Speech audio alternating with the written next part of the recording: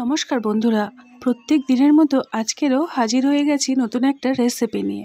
পালং শাক তো আপনারা অনেক রকমভাবে বানিয়েছেন, সেটা নিরামিষ হোক বা আমিষ।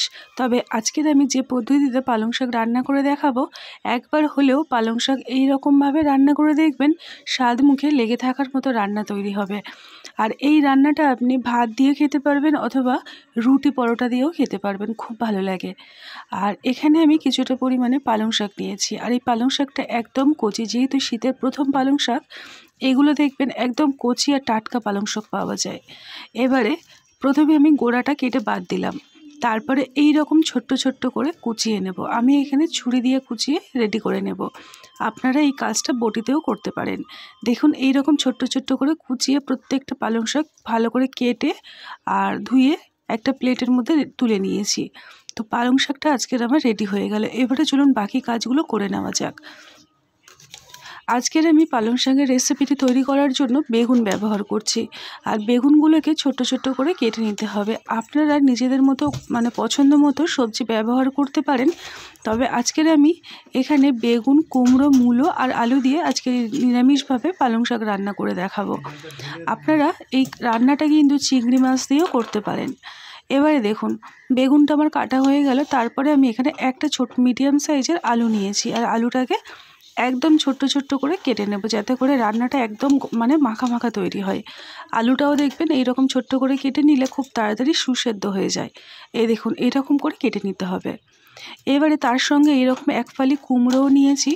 আপনারা নিজেদের মতো পছন্দ মতো সবজি ব্যবহার করতে পারেন। অনেকে আছেন যাদের বেগুন খেলে অ্যালার্জি হয়, সেক্ষেত্রে আপনারা বেগুনটা স্কিপ করবেন।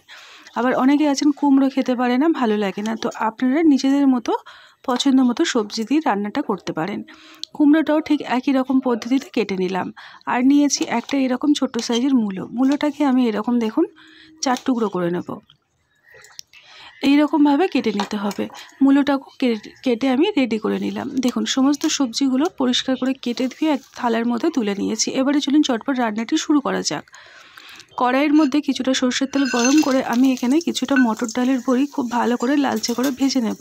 গ্যাসের আঁচটাকে মিডিয়াম টু লোয়ে রাখবেন, রেখে বড়িগুলো ভাজবেন। দেখবেন ভিতর থেকে খুব ভালোভাবে একদম কড়মড়ে করে মুচমুচে করে ভাজা হবে। আর তাহলে বড়ির যে একটা কাঁচা গন্ধ থাকে সেটাও কেটে যায়, আর খেতে কিন্তু খুব ভালো লাগে। আমি এখানে বড়িগুলো লালচে করে ভেজে নিলাম, খুব একটা কিন্তু লালচে হয়নি, গায়ের রঙটা ধরেছে। তারপর আমি এগুলোকে তুলে নিচ্ছি। আপনারা যদি আমি আজকে নিরামিষভাবে বানাবো, তার জন্য বড়ি দিয়ে করব। আপনারা চাইলে চিংড়ি মাছ দিয়েও রান্নাটা করতে পারেন। এবার ওই তেলের মধ্যে 5 ফোড়ন, শুকনো লঙ্কা আর তেজপাতা দিয়ে দিলাম, আর দিয়ে দেবো অল্প একটু হিং। এই হিং ফোড়নটা দিয়ে রান্না করার ফলে এই রান্নার স্বাদটা কিন্তু বহুগুণে বেড়ে যায়। এবারে অনেকে আছেন হিং অপছন্দ করেন, সেক্ষেত্রে হিংটা দেওয়ার কোনো দরকার নেই, ছাড়াও কিন্তু দেখবেন রান্নাটা খুব সুন্দর খেতে হয়। এবারে আমি সমস্ত সবজিগুলোকে একে একে প্রথমে দিয়ে দিলাম। বেগুনটা বাদে বাকি সবজিগুলো আমি তেলের মধ্যে একটু ভাজা ভাজা করে নেব। এই সময় বেগুনটা ভাজলে অনেকটাই গলে যাবে। ভালো করে নাড়িয়ে ছাড়িয়ে ঢাকনা দিয়ে রেখে দেবো, মোটামুটি 2 থেকে 3 মিনিট কম আছে। তারপরে ঢাকনাটাকে খুলে আবারও ভালো করে সমস্ত সবজিগুলোকে নাড়িয়ে ছাড়িয়ে ভেজে নেব। এই রকমভাবে ভেজে রান্না করলে সবজির কাঁচা গন্ধটা একেবারেই কেটে যায়, আর যারা সবজি খেতে অপছন্দ করে তারাও কিন্তু খুব খুশি হয়ে খায়। অল্প একটু লবণ দিয়ে ভেজে নিচ্ছি, যাতে করে সবজির থেকে জলটা ছেড়ে দেয়, আর সবজিটা ভাজাও হবে আর নরমও হবে। এবারে আমি আরও 2-3 মিনিট কম আঁচে ঢাকনা দিয়ে রাখবো। তারপরে ঢাকনাটাকে খুলে আবারও সবজিটাকে ভালো করে নাড়িয়ে চাড়িয়ে ভেজে নেব। এই রকমভাবে সবজি আমি ভেজে রান্না করব, তাহলে কি হবে, খেতে কিন্তু খুব ভালো লাগবে। এবারে আমি এর মধ্যে বেগুনগুলোকে অ্যাড করে দেব, দিয়ে বেগুনটাকে তেলের মধ্যে সবজির সাথে একটু নেড়ে চেড়ে নেব। খুব একটা বেশি ভাজবো না, তাহলে বেগুনগুলো গলে যাবে, খেতে কিন্তু একদম ভালো লাগবে না।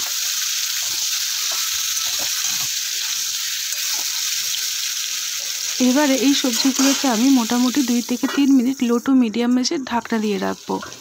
এইরকমভাবে ঢাকনা দিয়ে এবং ঢাকনা ছাড়া সবজিটাকে আমি ভেজে নরম করে নেব। তাহলে কি হবে, শাকটা দেওয়ার কিছুক্ষণের মধ্যেই দেখবেন সবজিটা কিন্তু খুব ভালোভাবে সিদ্ধ হয়ে যাবে। এবারে আমি কিছু এখানে বেশি গুঁড়ো মশলা অ্যাড করছি, লাল লঙ্কার গুঁড়ো, হলুদ গুঁড়ো, জিরে গুঁড়ো, ধনে গুঁড়ো। এবারে অল্প একটু চিনিও দিয়ে দিলাম, দিয়ে একই সঙ্গে কষিয়ে নেব। মশলাটা যাতে পুড়ে না যায়, তার জন্য অল্প একটু জল দিয়ে সমস্ত সবজির সাথে মশলাটাকে কষিয়ে নেব ভালোভাবে। গ্যাসের আঁচটাকে মিডিয়াম টু লোয়ে রাখতে হবে, রেখে সবজিটাকে ভালো করে কষিয়ে নিতে হবে। দেখুন এখানে কষাতে কষাতে দেখবেন জলটা একদম শুকিয়ে যাবে আর মশলাগুলো সবজির গায়ে কিন্তু খুব ভালোভাবে লেগে যাবে। ঠিক এই পর্যায়ে আমি এখানে পালং শাকটা অ্যাড করে দিচ্ছি।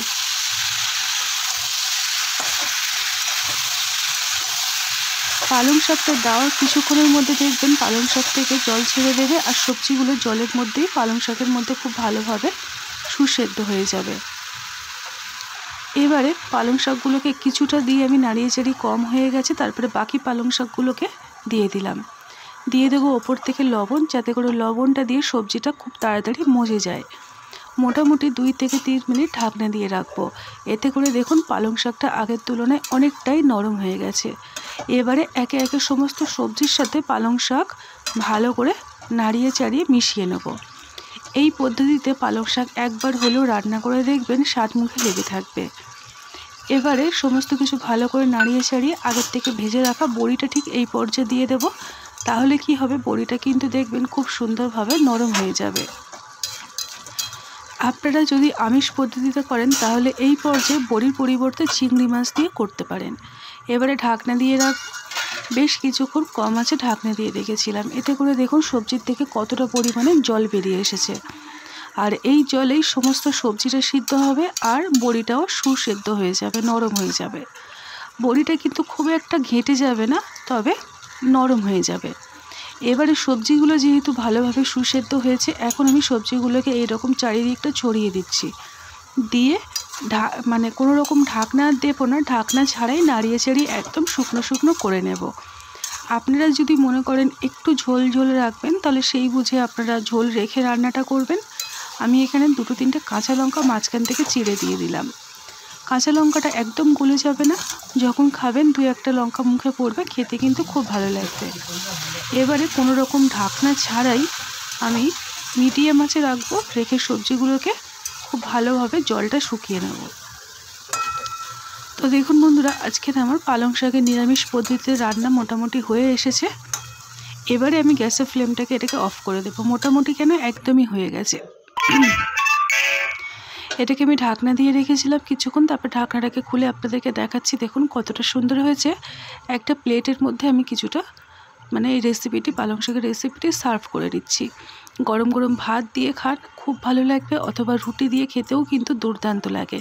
তো আজকের আমার পালং শাকের রেসিপিটি একদম তৈরি হয়ে গেল। আপনাদের যদি ভালো লেগে থাকে এই পদ্ধতিতে একবার হলেও বানিয়ে দেখবেন। আজকের মতো এই পর্যন্ত, টাটা।